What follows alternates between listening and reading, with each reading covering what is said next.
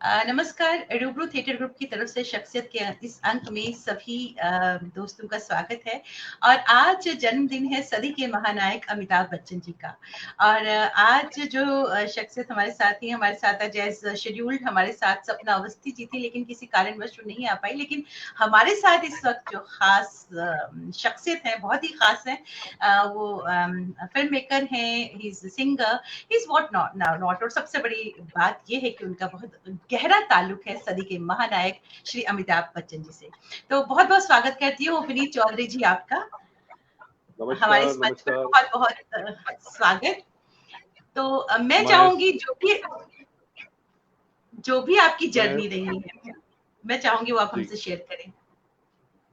देखिए, सबसे पहले तो मैं आपके सभी दर्शकों का अभिनंदन करता हूं कि मैं आज आपके माध्यम से रूबरू हो रहा हूं।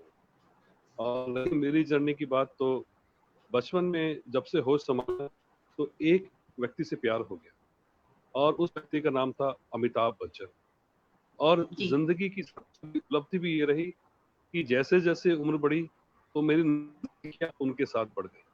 और मैं जिस प्यार को बचपन से चाहता था वो मुझे बड़े होने पर मिले, तो ये मेरे जीवन की सबसे बड़ी उपलब्धि बन गई। और मैं अब बहुत खुशकिस्मत समझता हूँ कि मुझे उनका सानिध्य प्राप्त हुआ। जी। जी। तो आपने उनको लेकर बहुत काम किया है, अमिताभ बच्चन जी को लेकर बहुत काम किया है। तो मैं चाहूंगी जो भी आपका रहा है कि वो आप हमसे जरूर शेयर करें, क्योंकि बहुत बड़ी बात है कि आज महानायक का बर्थडे है और आज लकीली आपकी हमसे बात हो रही है। और वो कहते हैं ना, किस्मत को कुछ और ही मंजूर होता है। हमारे यहाँ मंच पर सपना जी ने आना था, जो एक प्लेबैक सिंगर है, सपना अवस्थी, लेकिन वो नहीं आ पाई और आप हमारे यहाँ आए। और कितनी खास बात है कि ऊपर वाले ने भी ये बनाया कि जो जिसकी जहाँ जरूरत होती है वो इंसान आ जाता है। जी देखिए, ये आपने बिल्कुल सही कहा कि जिसकी जहाँ जरूरत होती है ऊपर वाला उसको वहां भेज देता है। मैं सभी दर्शकों को बताना चाहूंगा कि आपके साथ का प्रोग्राम शेड्यूल था 2 हफ्ते बाद का, जी लेकिन जी।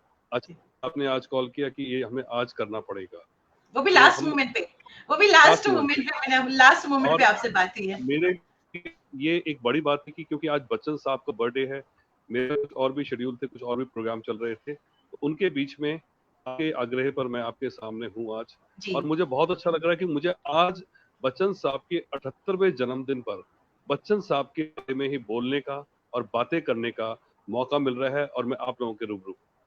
जी बिल्कुल बिल्कुल। Stage is yours. हम चाहेंगे आप ही ज्यादा हमें अपने जो आपके एक्सपीरियंस है उससे उनसे हमें रूबरू करवाएं। देखिए, मैं बच्चन साहब के बारे में बोलना शुरू करूँ तो शायद ये छोटा पड़ेगा, वो फेरिस्त बहुत लंबी है। क्योंकि मैं जब बच्चन साहब से मिला तो मैं आपको बताना चाहूंगा कि मुझे ऐसा महसूस हुआ कि मैं जिस व्यक्ति के सामने खड़ा हूँ वो मुझे देख के स्माइल कर रहे थे, और वो मौका था राष्ट्रपति भवन में हम लोग मिले। जी जानता तो मैंने बचपन से था, बचपन में भी उनसे मिला था एक बार, क्योंकि जब मैं स्कूल में था, तो मेरे स्कूल के साथ वाली बिल्डिंग में फिल्म त्रिशूल की शूटिंग हो रही थी। और मंडी हाउस के पास फिरोजशाह रोड है, फिरोजशाह रोड पे जो जगह थी वहां पे एक बिल्डिंग है जहाँ पे इसकी शूटिंग हुई काफी, जिसमें संजीव जी कुमार का ऑफिस भी था, बच्चन साहब का भी ऑफिस फिर वो बन जाता था। तो इस तरह से वहां पे मेरा स्कूल साथ में ही था। अब वो स्कूल वहां पे मौजूद नहीं है, एबदर मेमोरियल स्कूल था वो, तो अब वो जी नहीं है। तो वहां पर जो है मैंने बच्चन साहब को त्रिशूल की शूटिंग के दौरान देखा था। लेकिन मैं ये समझूं कि मैं त्रिशूल से उनको जानता हूं तो ऐसा नहीं है। शायद मैंने जब होश संभाला तो मैंने बच्चन साहब को ही अपना सब कुछ देखा, एक भगवान के रूप में मैंने उनको जाना। मेरे को लगता था कि ये आदमी वो है जिनके मैं कुछ भी बोलूंगा तो ये बोलेंगे तथास्तु, और वैसा ही हो जाएगा। तो उनकी लार्जर देन लाइफ जो इमेज था वो मेरे दिमाग पर बहुत ज्यादा हावी था। अब बड़ा हुआ तो क्या मालूम था कि भाई मैं जो सोचता हूँ कभी उस बात में कामयाब भी हो पाऊंगा कि नहीं हो पाऊंगा। लेकिन जीवन में ऐसा होना था। तो हमारे देश के राष्ट्रपति थे प्रणब मुखर्जी साहब। तो जी। सौभाग्यवश उनकी सुपुत्री को जानता था। हम्म। तो बच्चन साहब वहां पर आने वाले थे। तो क्योंकि उनको मालूम था कि मैं उनका फैन हूं, मैंने उनको बताया था, तो मुझे वहां से कॉल मिल गई कि आज बच्चन साहब की एक फिल्म की यहाँ पे स्पेशल स्क्रीनिंग है और आप इसमें आमंत्रित हैं। तो मेरे लिए तो बहुत बड़ा खुशी का मौका था। और यकीन मानिए, जब मैं उनको देख रहा था पहली बार, मैं जब से उनसे मिला उस दौरान, तो वो पता नहीं क्यों मुझे देख के स्माइल कर रहे थे और वो है मुस्कुरा। तो बस वही कहावत है ना कि हंसी तो हंसी। तो बात जी। वहीं पे निकल के आ गई कि उनकी वो स्माइल ने मुझे वो हिम्मत दी और धीरे धीरे मैं उन तक गया। अब उन तक पहुंचा तो ऐसा हो गया कि मैं बिल्कुल उनसे लिख के बैठ गया।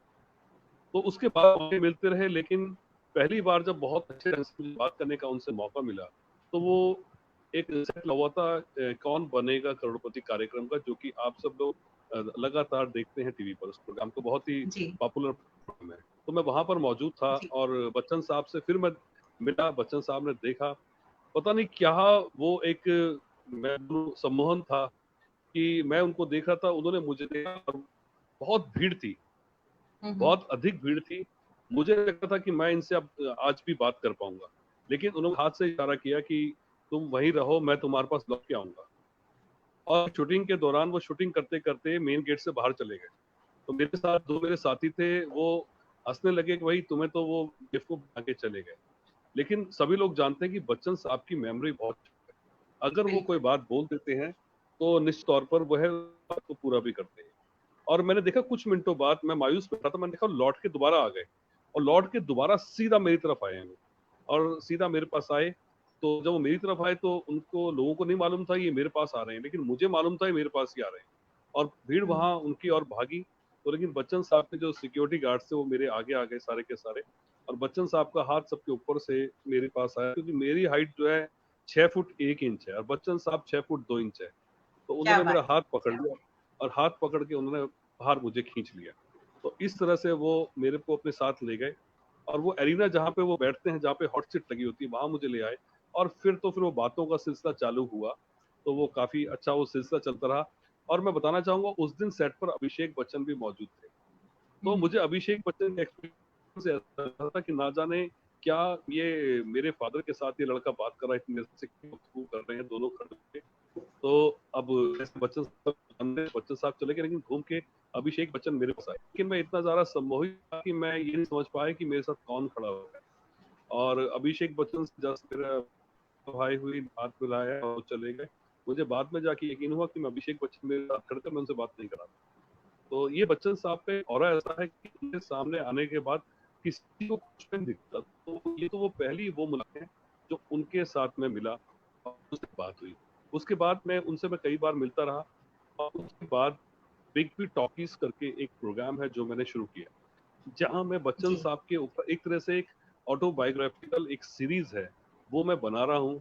सुनने वाले सभी लोग देख सकते हैं कि यूट्यूब पर उसके सभी एपिसोड मौजूद हैं बिग बी टॉकीज के। तो जिसमें हर एपिसोड में मैं बच्चन साहब के विषय में लोगों को बताता हूँ, उनकी फिल्मों के बारे में, उनके पीछे पीछे की जो कहानियां हैं, उनके डायरेक्टर्स के साथ में बात करता हूँ, इंटरव्यूज आते हैं, या जो म्यूजिक डायरेक्टर हैं, लिरिक्स राइटर हैं, तो उन लोगों से मैं अनुभव बच्चन साहब के बारे में जानता हूँ और वह अनुभव जो है मैं लोगों के साथ साझा करता हूँ। तो ये कार्यक्रम जो है बहुत अच्छा चल रहा है और काफी सफल भी साबित हो रहा है। इसके अतिरिक्त इससे पहले ए फॉर अमिताभ एक सीरीज है जो एक म्यूजिकल शो है, मैंने बच्चन साहब के ऑनर में शुरू किया। क्योंकि जी। मैंने महसूस किया कि वो व्यक्ति हमें इतना एंटरटेन कर रहे हैं, 50 वर्षों से लगातार इंडस्ट्री में काबिज हैं, उनको सुपरस्टार ऑफ द मिलेनियम बताया गया, शहंशाह कहता है बॉलीवुड का। तो हम क्यों ना उनके ऑनर में कुछ ऐसा करें कि पब्लिक को लगे कि हाँ भाई हमें भी अपना जो है उनका जो ड्यू है हमको देना है। तो ये प्रोग्राम मैंने शुरू करा। तो इसमें क्या हुआ कि लोगों का बहुत अच्छा रिस्पांस मिलना शुरू हुआ और बहुत जबरदस्त तरीके से ये प्रोग्राम चला था। आज मैं आपके रूबरू हूँ क्योंकि पेंडेमिक चल रहा है। अगर जी। कोरोना वायरस नहीं होता तो आज भी मैं 11 अक्टूबर को वही प्रोग्राम में बिजी होता, शायद मैं आपसे बात नहीं कर पा रहा होता। तो ये वो बातें हैं जो बच्चन साहब की मेरे साथ जुड़ी हुई हैं। तो अब और कुछ जानना चाहते हैं तो बताइए। जी, बिल्कुल, बिल्कुल। जो आपने ये जो प्रोग्राम शुरू किया है, इसमें किस तरह की याद, कोई ख़ास बात जो आप हमसे शेयर करना चाहें, जो आपने उनकी मेमोरीज़ को लेकर आपने एक प्रोग्राम शुरू किया है? तो हम चाहेंगे कोई ऐसी देखिए मैं बात या कोई ऐसी। हाँ, जी। बच्चन साहब के बारे में बचपन से बताऊं कि मैंने उनको एक तरह से, मेरे को उनके जीवन में ऐसी बहुत सी बातें हैं कि मुझे शायद मालूम है कई बार तो याद दिलाना पड़ता है कि बच्चन साहब के साथ ये बात नहीं हुई। जैसे कि हुँ, बच्चन साहब का जन्म सबको पता है इलाहाबाद में हुआ। तो एक हुँ, किस्सा है उनके बचपन का, मैं आप लोगों से आज साझा कर रहा हूँ। बिग बी टॉकीज में एक एपिसोड में मैंने ये बताया था। उसमें क्या हुँ, था कि बच्चन साहब जब छोटे थे और जहाँ वो रहते थे, तो हुँ, उसके पास एक एक टाइप ऑफ महल था, जहाँ पे एक महारानी थी, कहते हैं वो बहुत खूबसूरत थी जी, उस टाइम पे। बहुत जी, खूबसूरत एक रानी थी, जिसको जी, देखने के लिए लोग तरसते थे कि वो कब दिखाई देगी। जी, तो अब बच्चन साहब भी छोटे थे, मेरे ख्याल से उनको उम्र जो रही होगी 8 से 10 साल के आसपास थी। जी, तो उन्होंने एक बार फैसला किया अपने दोस्तों के साथ कि हमें भी उस रानी को देखना चाहिए। तो वो सारे बच्चे 2-3 बच्चे इकट्ठे होकर और वह हुँ, उस जगह पर पहुंच गए। जब वो वहां पर पहुंचे हैं, तो वहां पे दरबान मौजूद थे। तो जी, दरबान से उन्होंने जाके कहा, दरख्वास्त करी कि भाई हम ये महारानी के दर्शन करना चाहते हैं। बोले भाई आप क्यों? कहते हैं सुना है वो बहुत खूबसूरत है और हम उनको देखना चाहते हैं। तो बोले भाई ऐसे रानी के दर्शन नहीं होते हैं, आप जाइए और जाके जो है चवन्नी लेके आइए। अब चवन्नी उस टाइम में बहुत बड़ी चीज थी। चवन्नी के बच्चन साहब के पास या छोटे थे बहुत, तो उनके पास ये नहीं थी, ना ही उनके दोस्तों के पास थी। तो एक तरह से दरबान ने कहा भाई हर एक बच्चा 25 पैसे लाएगा, मतलब सॉरी 25 करो, ये 4 आने, चवन्नी भी गलत कर रहा हूँ, 4 आने, 4 आने से बाद में चवन्नी बना। तो 4 आने आप लेके आइए। तो अब वो बच्चन साहब के पास वो 4 आने थे नहीं। तो वो घर गए, उनको मालूम था कि माताजी तेजी बच्चन की जगह पे सारे पैसे इकट्ठा करके रखती है। तो उन्होंने उस जगह पे जाकर और देखा कि माताजी इस टाइम आसपास नहीं है, वहां से वो 4 आने चुरा ली। और वह 4 आने चुराने के बाद और 2 आ गए और वह फिर उसी जगह पर पहुंच गए। जब वो उस जगह पर पहुंचे और दरबान से जाके मिले, कहते लो भाई हम ये 4 आने लेके आएंगे यार, आप ले ये 4 आने लीजिए और हमें दर्शन करा दीजिए आप रानी साहिबा के, हम भी उनकी खूबसूरती का दीदार करना चाहते हैं। तो लेकिन वो दरबान जो है बड़े टेढ़े किस्म के थे। उन्होंने वो 4 आने तो ले लिए, बच्चन साहब से और उनके दोस्तों से 4 आने तो ले लिए, लेकिन उनको भगा दिया वहां से। बोले जाओ, ऐसे कोई रानी के दर्शन होते, भागो यहाँ से। और वो पैसे भी रख लिए और उनको जो है उनके दीदार भी नहीं कराया। तो अब बच्चन साहब जो छोटे थे रोते हुए अपने घर पे पहुंचे। तो माता जी ने कहा कि भाई क्या बात है, आप परेशान क्यों है, रोक। तब उन्होंने कहा कि भाई ये गलती हमसे हो गई। तो क्या गलती हुई है? तो उन्होंने बताया कि भाई ऐसे ऐसे कर कर मैं गया था वहां पे उनके दर्शन करने के लिए, और उसमें मेरे 4 आने, मैंने तो 4 आने भी रख लिए और दर्शन भी नहीं कराए मुझे। तो माता तेजी बच्चन तब बोली कि देखो बेटा ये गलत आपने की है और अच्छा हुआ कि आप इस कार्य में सफल नहीं हो पाए। तो आपको ये सोचना चाहिए कोई भी काम जो अनैतिक है और जब भी इस तरह से आपको चोरी या इस तरह का कोई काम करना पड़े तो गलत है, ऐसा आपको नहीं करना चाहिए। और मैं इसको ठीक नहीं समझती हूँ, काफी समझाया। और तब बच्चन साहब की समझ में ये बात आई कि ये काम गलत था, इसलिए मुझे इसमें सफलता प्राप्त नहीं हुई। तो ये एक वो किस्सा है उनके बचपन का जो मैं बताना चाह रहा था। इसके मैंने ये अतिरिक्त भी मैं सुना है, बताऊं, बहुत ही खूबसूरत। जी, जी, बहुत ही खूबसूरत किस्सा है। इसके अलावा आप क्या बताना चाह रहे थे? जी, जी। शाहबाद के विषय में एक बार ये हुआ कि हरिवंश राय बच्चन साहब जो उनके पिताश्री थे, वह सुबह सुबह हुँ, मॉर्निंग वॉक पे जाया करते थे। तो ये भी छोटे थे, तो छुट्टी का टाइम था। तो पिताजी बोले कि बेटा कि आप हमारे साथ सुबह जो है वॉक पे चला करिए। तो अमित जी बोले ठीक है हम भी चले। अगले दिन सुबह वो उठ गए, छोटे थे। तो देखा तो भाई एक बहुत बड़ा पत्थर था जो उनको आकर्षित कर रहा था। जी, तो उन्होंने पिताजी से बोला कि ये पत्थर बहुत मुझे अच्छा लग रहा है, काफी बड़ा पत्थर था। तो बोले कि ये मुझे बहुत पसंद आ रहा है और मैं चाहता हूँ कि ये पत्थर जो है आप मेरे को जो है घर पे लेके चलते हैं। तो उनके पिताजी बोले कि भाई इतना पत्थर है, ये हम घर पे कैसे ले जा सकते हैं? तो उस टाइम उनको समझाया कि इसको ले जाना बहुत आसान नहीं है, तो अभी हम कुछ और काम करते हैं, इसको लेके नहीं जा। तो अमित जी बोले ठीक है, वो लोग घर वापस आ गए। उसके बाद अमित जी कई दिन तक मॉर्निंग वॉक पर नहीं गए। लेकिन एक दिन जब वो सुबह उठे तो घर का दरवाजा खटकाया गया। तो बाबूजी बोले कि अमिताभ को बुलाइए, अंधे को बुलाइए। तो जब उनको बुलाया तो देखा कि वही पत्थर घर के दरवाजे के आगे रखा हुआ था। दरवाजे के आगे वो पत्थर देख के बड़े अचंभित हुए और बड़े खुश हुए कि ये पत्थर कैसे यहाँ पहुंच गया। तो पिताजी से पूछा, तो पिताजी बोले कि बेटा जीवन में कोई चीज ऐसी नहीं है जो मुश्किल और इतनी कठिन हो जो इंसान, केवल इंसान को हौसला रखना है और फैसला करना है। ऐसी कोई भी मुकाम नहीं है जो मंजिल नहीं है जो इंसान नहीं पा सकता है। तो इस तरह से इन विचारों के साथ बच्चन साहब का जीवन आगे बढ़ा और तमाम चीजों में वह इस तरह के अनुभव उनके, तो उन्होंने कभी जीवन में हार नहीं मानी। उसके बाद वो बिल्कुल, निरंतर वो आगे चले। उन्होंने ये हरिवंश राय साहब का ये भी लिखते हैं ना, वो कोशिश करने वालों की कभी हार नहीं होती। बहुत ही खूबसूरत उनकी लिखी हुई ये कविता है कि कोशिश करने वालों की कभी हार नहीं होती। जी। लहरों से हमारे साथ डरकर बहुत नौका पार नहीं होती, लहरों से डरकर नौका पार नहीं होती, कोशिश करने वालों की कभी हार नहीं। क्या आज बात, बहुत खूबसूरत। जी, हमारे साथ व्यूअर्स जुड़े हैं, उन सभी का मैं वेलकम कहना चाहूँगी। सुमन पॉल जी जम्मू से जुड़ी हैं, बहुत-बहुत शुक्रिया। विजय पॉल दीप जी जुड़े हैं, शुक्रिया। अमरजीत अरोड़ा जी बहुत-बहुत शुक्रिया हमारे साथ जुड़ने के लिए। इरशाद अहमद साहब बहुत-बहुत शुक्रिया हमारे साथ जुड़ने के लिए। सतीश सर बहुत-बहुत शुक्रिया। सरला मेहता जी बहुत-बहुत शुक्रिया। संजीव गिरदा जी शुक्रिया। प्रतिमा जी बहुत-बहुत शुक्रिया प्रतिमा दी हमारे साथ जुड़ने के लिए। Shweta thank you. सागर सरफराज शुक्रिया। सुचित्रा जी बहुत-बहुत शुक्रिया हमारे साथ जुड़ने के लिए।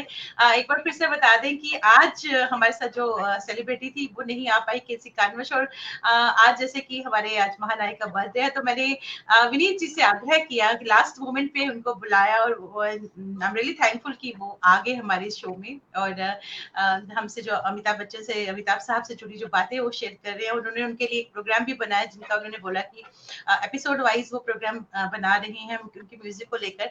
तो मैं आपसे ये जानना चाहूंगी कि आप कोई सॉन्ग जरूर गुनगुनाएं, आप गा के सुनाएं हमें अमिताभ बच्चन का। वो ये विनीता जी का भी लिखा है कि हाउ अबाउट ए सॉन्ग जो उन्होंने अच्छा, किया हुआ है अमिताभ बच्चन साहब ने।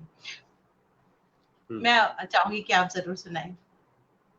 ठीक है, मैं आपको किसी गाने की 2 लाइनें सुनाता हूँ। जी, हाँ, तो ये आपका कौन सा गाना, गाने तो बच्चन साहब के बहुत सारे हैं और सभी कोई भी गाने जो बहुत आपको अच्छे हैं। पसंद हो। हाँ, जी तो मैं बिल्कुल, जो आपका। सुनाता हूँ।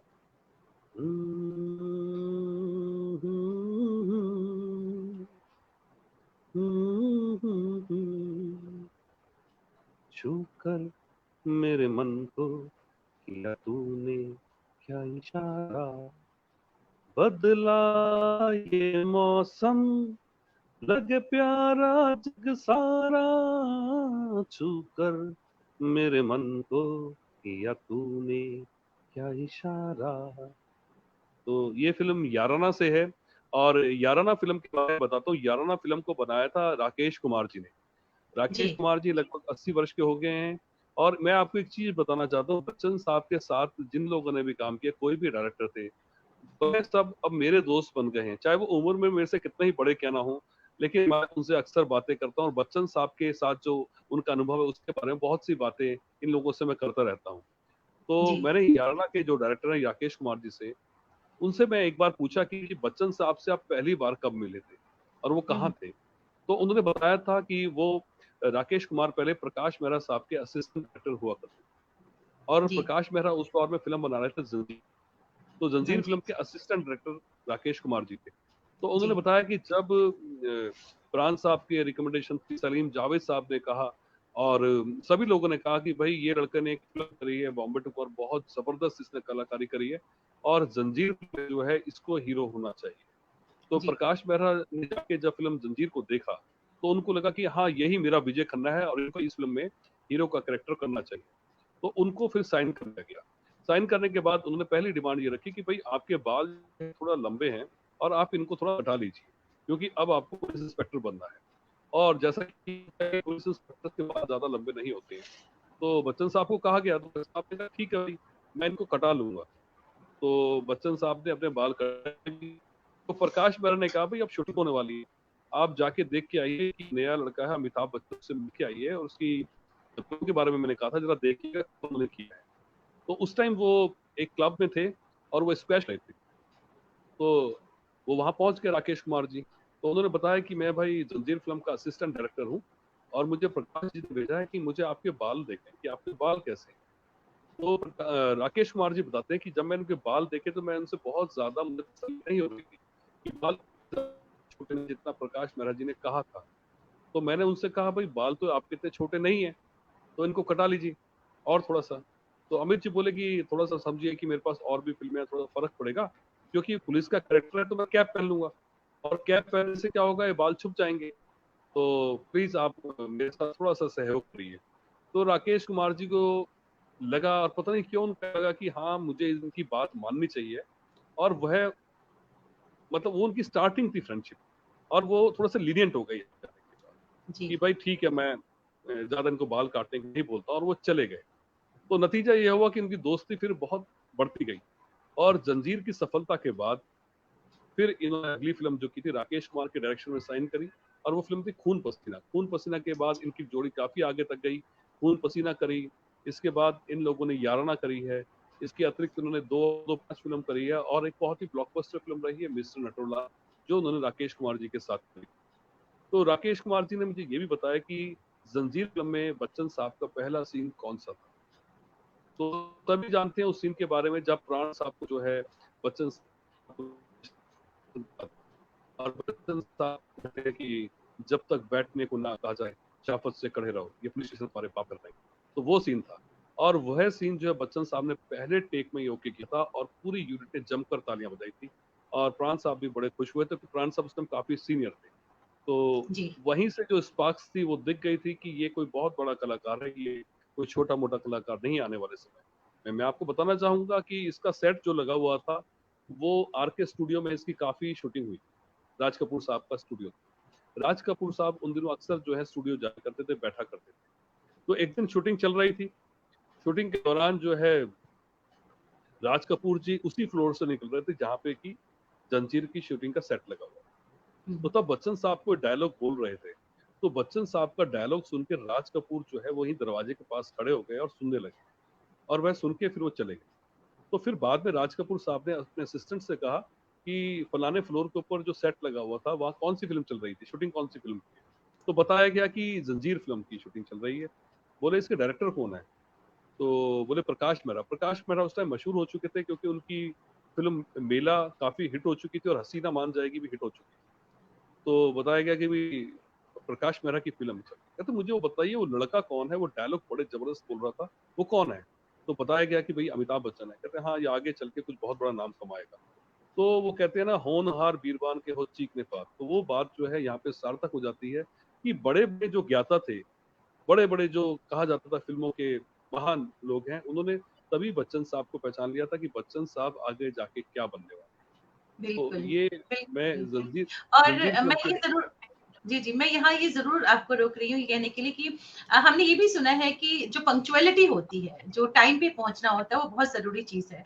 और इतने ही से महानायक को महानायक कहा जाता है, लेकिन कहते हैं कि पंक्चुअल बहुत है वो हर चीज़ को लेकर। आप क्या कहेंगे? आपने तो उनको करीब से देखा है। पंचुअल पंचुअल बहुत ज्यादा है। वो उनको देख के लोग अपनी घड़ियां मिलाते हैं। ये किस्सा पीछे काफी मशहूर भी हुआ था बॉम्बे में, कि वो जी, किसी की पार्टी में जाने वाले थे, और वहां बहुत बड़ा जाम लग गया था। तो वो 6 बजे का था, उस पार्टी में पहुंचने का टाइम था।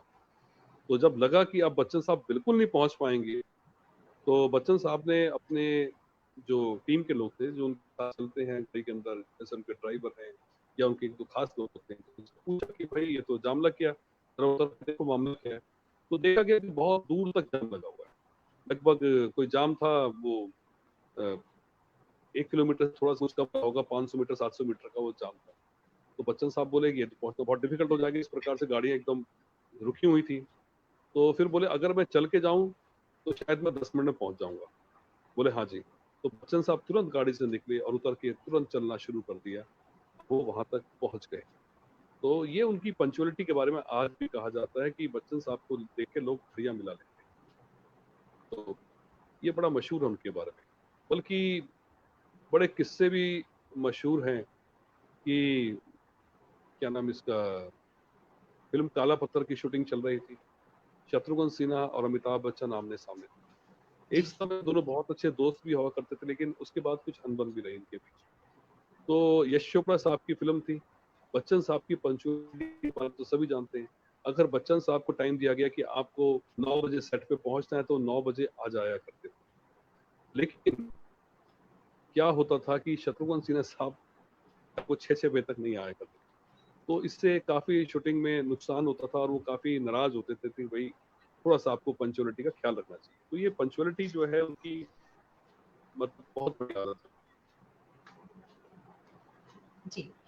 तो उनसे जुड़ा कोई मैं और एक चीज, किस्सा आप हमसे हाँ शेयर? एक चीज मैं आपको बताना चाहता हूँ जो बड़ी ही मशहूर है, वो मैं आपको बताना चाहता हूँ।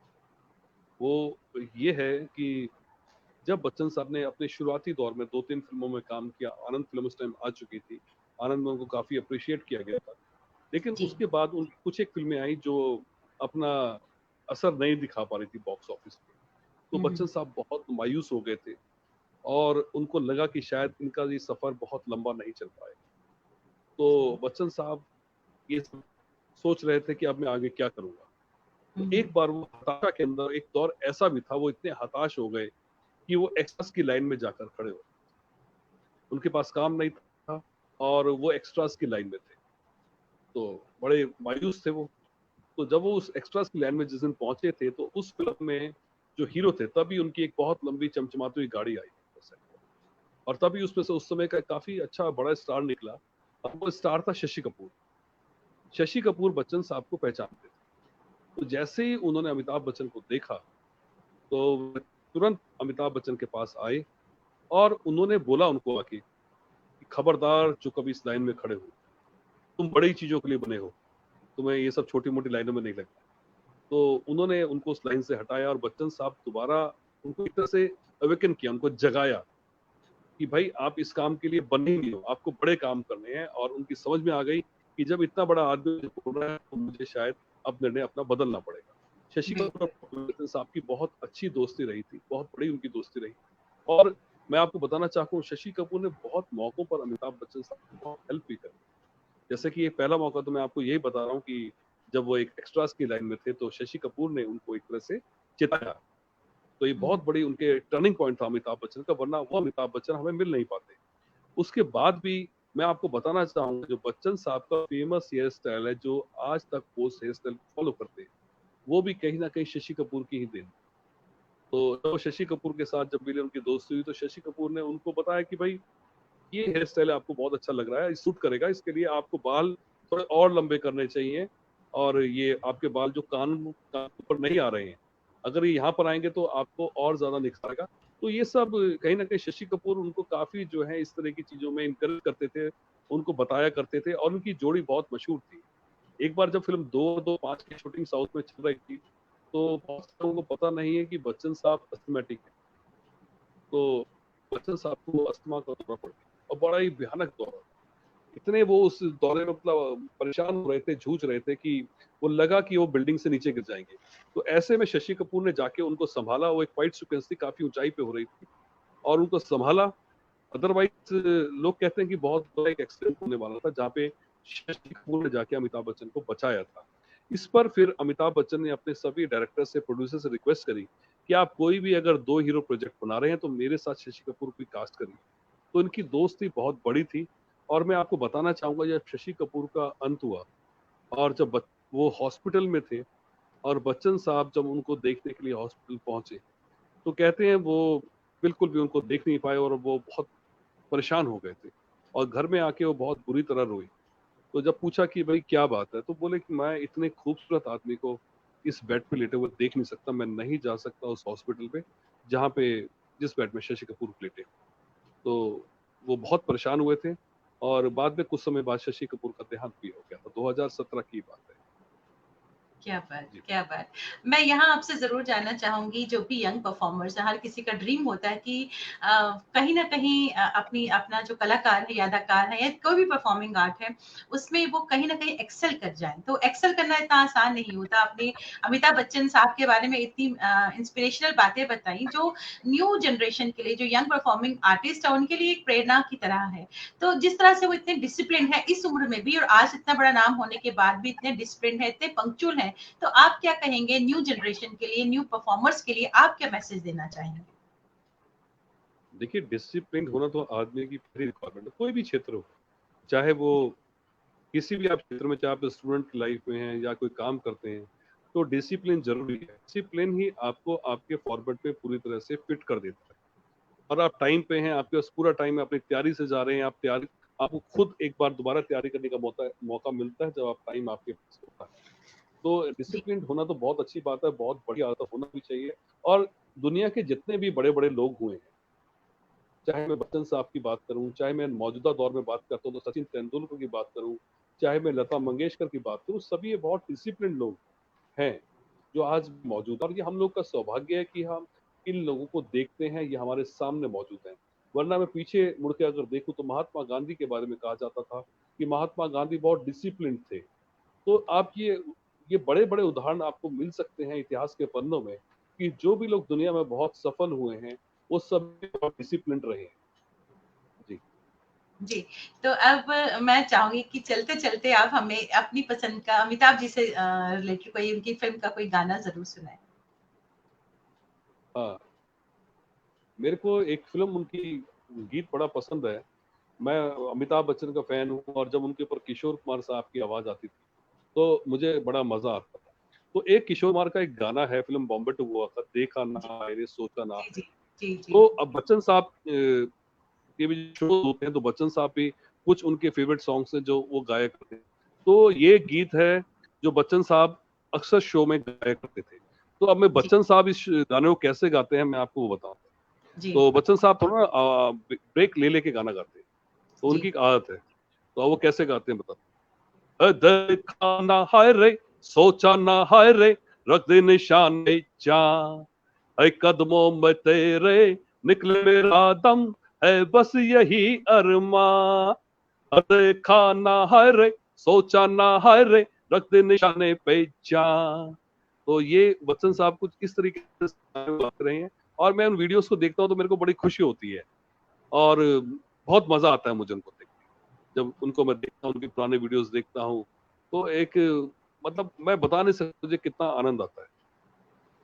क्या बात, बहुत ही खूबसूरत आपने ये गाना गाया, लेकिन बस थोड़ा सा गाया, बस एक वो कहते हैं ना लालच, एक छोटा सा और। हाँ, तो मेरी एक बड़ी पसंदीदा फिल्म है, मेरी क्या बच्चन साहब के चाहने वालों की बड़ी फेवरेट फिल्म है, फिल्म डॉन। और ये गीत मुझे बचपन से ही बड़ा फैसिनेट करता है। मैं आपको जी वही गीत सुनाने वाला जी हूँ। अरे दीवानो मुझे पहचानो, कहाँ से मैं हूँ कौन। अरे दीवानो मुझे पहचानो, कहाँ से आया मैं हूँ कौन।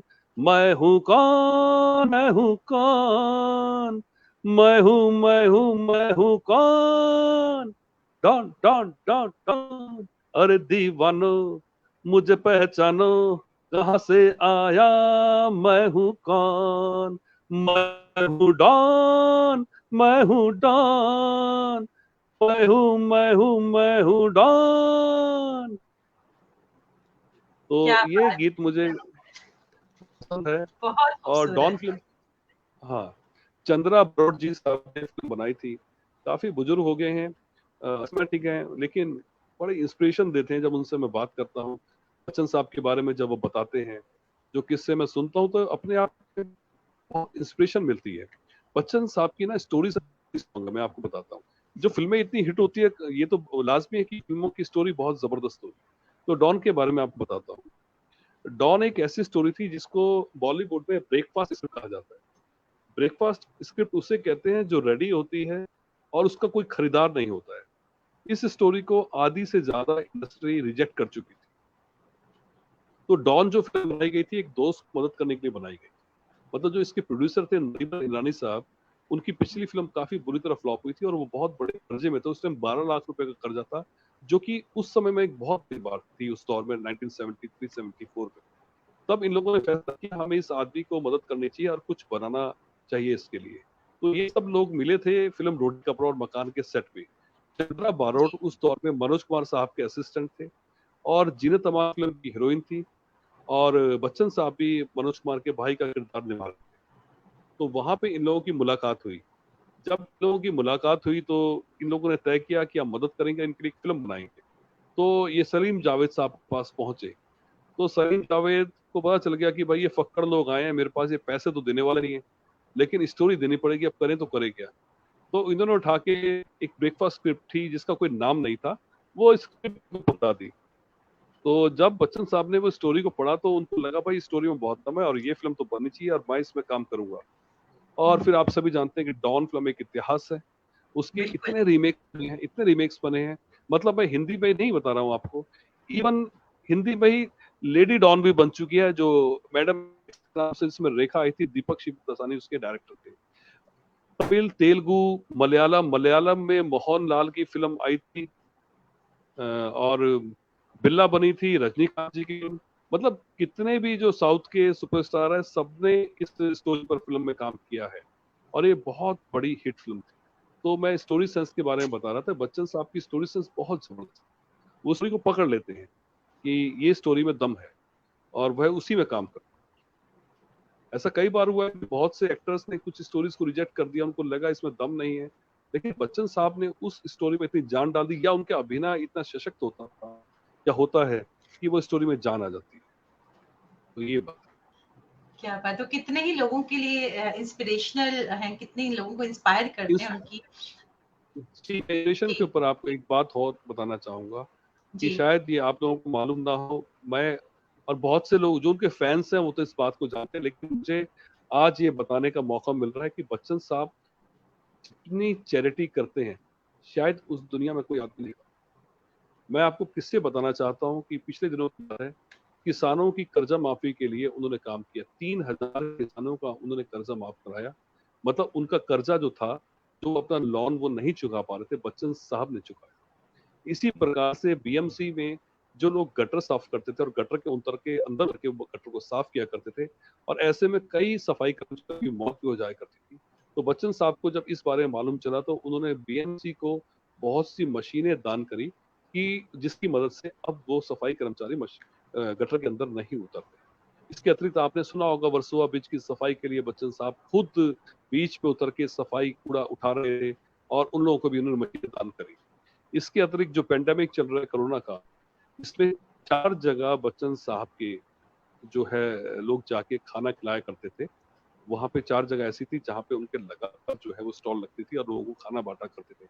इसके अतिरिक्त बच्चन साहब ने अपने फ्रेंड्स के साथ मिलकर एक स्कीम बनाई, जो पेंडेमिक के अंदर ही लगभग पूरे ऑल ओवर इंडिया जो इंडस्ट्री से जुड़े हुए लोग हैं, चाहे वो बॉम्बे में हैं, चाहे वो हैदराबाद में, चाहे मद्रास में है, इन सब के लिए उन्होंने 6 महीने के राशन की व्यवस्था करी। 1 लाख लोग लगभग वो लिस्ट थी। क्या बात। तो ये क्या सब बातें जनता के सामने नहीं आती है, जो आज मुझे बताने का मौका मिल रहा है। इसके अतिरिक्त मैं बताना चाहूंगा, मैं एक पर्सनली आदमी को जानता हूँ, रवि कालरा है, जिनका कि नाम गुड़गांव में उनका एक बहुत बड़ा आश्रम है, और जहाँ वो डेस्टिट्यूट होम है, जहाँ पे वो बेसहारा लोग, वो लोग खासतौर पर जिनके बच्चे अपने माँ बाप को घर से निकाल देते हैं, उनसे उनका सब कुछ छीन लेते हैं और घर से निकाल देते हैं, तो उसको चलाने वाले व्यक्ति का नाम है कालरा जी, रवि कालरा जी। रवि कालरा जी के बारे में जब बच्चन साहब को पता चला, तो वो बच्चन साहब ने रवि कालरा साहब को अपने घर जल्द से तब 3 दिन तक वहां वो रहे। और रवि कालरा जी मुझे बताते हैं, मैंने देखा है, बच्चन साहब उनका हाथ पकड़ पकड़ के बुरी तरह आंसू से रो रहे थे जब सुनते थे कि भाई एक ऐसा किस्सा भी है कि माँ बाप जो है अपने बच्चों से पीड़ित होकर घर छोड़ देते हैं, या बच्चे अपने माँ बाप को पीट के घर से निकाल देते हैं, उनकी प्रॉपर्टी छीन लेते हैं। और ऐसे ऐसे केसेस हैं कि कई बार उनको कमरे में, बाथरूम में बंद कर देते हैं, कमरा बंद कर दिया, किराए का कमरा, मतलब पेपर्स पे साइन करा लिया, उनकी प्रॉपर्टी ले ली, और उनको कमरे में बंद करके चले जाते हैं किराए के रूम के अंदर। तो जब वो बच्चन साहब से मिले, तो उन्होंने पीछे अभी 51 लाख रुपीस उनको जो है डोनेट की। मुझे ये बातें बोलनी नहीं चाहिए, बड़ी पर्सनल बात है, और इसी ये आज से नहीं कर रहे हैं, ये बहुत समय पहले से सिलसिला चल रहा है। तीनों अंसार फिल्म बना रहे थे, 1977 में शूटिंग स्टार्ट हुई थी फिल्म कालिया की। कालिया फिल्म के अंदर एक कैरेक्टर आर्टिस्ट है जिनका नाम है तुलसी। बच्चन साहब के साथ काम किया है। उस दौर में काफी फिल्मों में वो आया करते थे, बहुत छोटे छोटे रोल के लिए। वो तुलसी पता नहीं क्या हुआ, कैसे बच्चन साहब से उनकी काफी बातचीत होने लगी। वो बच्चन साहब के पास आके बैठ जाया करते थे, उनको बिठा लेते थे, आपस में काफी काफी देर बात करते थे। लेकिन जब फिल्म का क्लाइमेक्स आया, तो तुलसी ने शूटिंग पे आना छोड़ दिया। तो बच्चन साहब ने पूछा तीनों आनंद साहब से कि भाई वो तुलसी मुझे दिखाई नहीं दे रहा, वो तुलसी कहाँ पर है?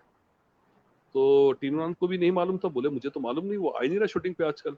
तो और लोगों से पूछा गया भाई तुलसी कहाँ पर है, तो कोई बता ही नहीं पाया तुलसी कहाँ पर है। तो बच्चन साहब को पता नहीं कुछ अजीब सा लगा, और उन्होंने उनके साथियों से एड्रेस उसका मांगा। उनका एड्रेस मिलने के बाद वो अपने ड्राइवर को लेकर चुपचाप वहां से निकल गए और तुलसी के घर पहुंचे। जब वो तुलसी के घर पहुंचे, तो पता चला कि तुलसी को हार्ट अटैक पड़ गया है, और वो हॉस्पिटल थे। वो बहुत ही गरीब घर से था, बहुत गरीब था। और उसकी वाइफ जो है थी वो रो रही थी कि भाई हमारे परिवार का क्या होगा अगर तुलसी नहीं बची। तो बच्चन साहब बोले इसकी आप चिंता ना करिए। बच्चन साहब ने इलाज भी कराया और साथ ही उनको उस टाइम में एक शॉप दी कि इससे आपका जीवन यापन अच्छे तरह से हो सकता है। तो जब फिल्म खत्म होने वाला थी और लास्ट डे शूटिंग, तुलसी उस दिन सेट पर पहुंची। तो तुलसी के माध्यम से जब ये बात खुली तब लोगों को मालूम चला कि बच्चन साहब ने उनके लिए कितनी बड़ी मदद करी है। लेकिन तीनों आनंद साहब को भी और सब लोगों को कहा गया कि ये बात किसी को बताना मत। लेकिन कैसे ये बात मुझ तक आई और इस बात की मैंने पुष्टि करी तो मुझे मालूम चला कि ऐसे ऐसे किस्से बच्चन साहब बहुत सारे जुड़े हुए हैं। इमाम साहब ने एक बार मुझे कहा कि मैं आपको कुछ बताऊंगा नहीं, क्योंकि उस आदमी ने मेरे से कसम ले रखी है कि ये सब इसने कभी किसी को बताना मत। मैं भी शायद एक बहुत बड़ी गलती कर रहा हूँ या पाप कर रहा हूँ, मैं आज आप लोगों को ये बातें बोल रहा हूँ, लेकिन क्योंकि बात चली तो मैं बोल पड़ा। मुझे माफ करें बच्चन साहब। बट ये बातें तो सबको पता होनी चाहिए। ही इज एन इंस्पिरेशन और कितना कुछ कर रहे हैं सोसाइटी के लिए। It's a big thing, it's a big thing. तभी तो वो महानायक हैं, तभी तो उनको महानायक कहा जाता है। बहुत ही तो वो एक कंप्लीट एक्टर होने के साथ साथ वो एक कंप्लीट मुकम्मल इंसान है। इंसान है और ये उनके सबसे अंदर बड़ी बात है। बहुत सारी भावनाएं, सबसे बहुत बड़ी बात भावनाएं वो हैं, कहते बहुत हैं ना कि एक अच्छा भावुक हैं। इंसान, कहते हैं ना कि एक अच्छा इंसान वही होता है, एक अच्छा कलाकार वही होता है जो एक अच्छा इंसान है, और जो अच्छा इंसान है वही ये सब कुछ कर सकता है जो आपने बातें अभी हमसे बताई। ये सारी बातें जो स्पेशली जो यंग जनरेशन है, जो नई जनरेशन है, उनके लिए ये इंस्पिरेशन है कि एक अच्छा इंसान बनना कितना जरूरी है, लोगों की मदद करना कितना जरूरी लोगों है। को शायद वो इंसानियत से किस्सा बड़ा जरूर कुछ भी नहीं। जरूर लोगों को किस्सा मालूम होगा फिल्म नटवरलाल का। वैसे हम्म, नटवरलाल की शूटिंग कश्मीर में हुई थी अधिकतर। तो अक्षय हम्म, कुमार ने पीछे अभी एक प्रोग्राम में, अवार्ड प्रोग्राम में बोला था कि जब ये शूटिंग चल रही थी कश्मीर में, तो उस टाइम वो भी अपने पेरेंट्स के साथ कश्मीर में गए थे, वो छोटे थे। हम्म, तो मालूम चला कि बच्चन साहब जो है शूटिंग उनकी है, तो वो सेट पर पहुंच गए और कैसे करके वो बच्चन साहब के पास पहुंच गए ऑटोग्राफ लेने के लिए। जब बच्चन साहब उनको ऑटोग्राफ दे रहे थे तो लगातार अक्षय कुमार उनके हाथ में जो अंगूर थे उन ग्रेप्स को देख रहे थे। बैठे बैठे बच्चन साहब अंगूर खा रहे। तो अक्षय कुमार लगातार उन अंगूरों की तरफ ताक रहे थे। तो अक्षय कुमार बताते हैं कि बच्चन साहब ने उनकी आंखों में उस चीज को पढ़ लिया और वो अंगूर का गुच्छा उठा के उन्होंने अक्षय कुमार को। तो अक्षय कुमार कहते हैं कि वो मेरी लाइफ में ना वो चीज आज तक मेरे से जुड़ी हुई है कि वो व्यक्ति कितने हम्बल थे। उन्होंने देखा कि मेरी आंख में क्या है, उसको पढ़ा और मेरे को अंगूर का पूरा गुच्छा दे दिया। तो कहते हैं ये हमारे लिए प्रेरणा है। तो क्योंकि वो दौर बच्चन साहब का वो था, वो काफी यंग थे और उनकी फिर भी देखिए ये सोच थी, क्योंकि उनके संस्कारों में ये चीज थी। हरिवंश राय बिल्कुल, बच्चन जैसे पिता उनको मिले, बिल्कुल। तेज बच्चन जैसी माता जी मिली, और वो जो उनको सानिध्य प्राप्त हुआ, मतलब उस दौर में भी वो कहते हैं कि वो जो है शालीन थे और बहुत ज्यादा मतलब इन चीजों के बारे में उनकी सोच थी। जी, जी। बहुत ही आपने जो उनकी जर्नी शेयर की सब लोगों के लिए, जो खास तौर पे यंग परफॉर्मर्स है, नेक्स्ट जनरेशन है, उनके लिए एक इंस्पिरेशन है कि इन सारी बातों का अगर आप ख्याल रखोगे तभी आप जिंदगी में सफलता आपको तभी प्राप्त होगी। कोई इस तरह से यूं ही अचानक महानायक नहीं बन जाता, और महानायक बनने के पीछे जो इतनी बड़ी उनकी जर्नी है, जो उन्होंने काम किए हैं, ये अपने आप में एक मिसाल है। तो बहुत बहुत शुक्रिया कहती हूँ विनीत जी आपका कि आपने इतनी इंस्पिरेशनल जर्नी हमारे सदी के महानायक के उनके जन्मदिन पर उनकी शेयर की। बहुत बहुत शुक्रिया आपको, और लास्ट मोमेंट पे आप आए, आपको आग्रह किया और आप आए, इसके लिए मैं रूबरू टीम की तरफ से आपका तहे दिल से आपको नमस्कार करती हूँ और आपको बहुत बहुत शुक्रिया कहती हूँ। बहुत बहुत शुक्रिया। ठीक है, थैंक यू वेरी मच। और मैं भी आप लोगों का अभिवादन करता हूँ, धन्यवाद बोलता हूँ और सभी से कहता हूँ मेरी सीरीज है बिग बी टॉकीज, उसको जरूर देखिए, तो बच्चन साहब को और निकटता से आपको जानने का मौका मिलेगा। इन्हीं शब्दों के साथ मैं अभी तक कहता हूँ जय बच्चन। Thank you. बहुत बहुत शुक्रिया सभी दोस्तों का जो हमसे जुड़े हुए हैं। आज जैसे सदी के महानायक का बर्थडे है, लेकिन हमारा प्लान कुछ और था।